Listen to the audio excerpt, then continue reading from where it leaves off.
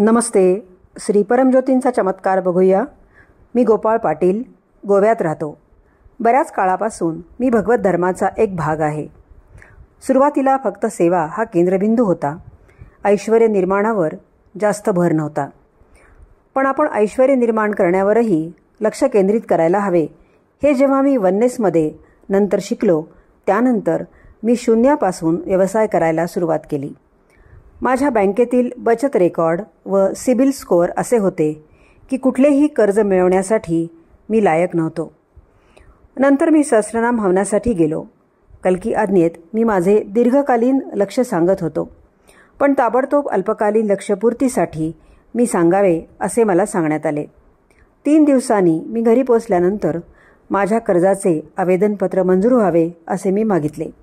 बरोबर 3 दिवसांनी मी जसे मागितले त्याप्रमाणे माझे कर्ज आवेदनपत्र अद्भुतरित्या मंजूर झाले. श्री परमज्योतींच्या कृपेने टूर्स व ट्रॅव्हल इंडस्ट्री व्यवसायात मी माझा जम बसवू शकलो.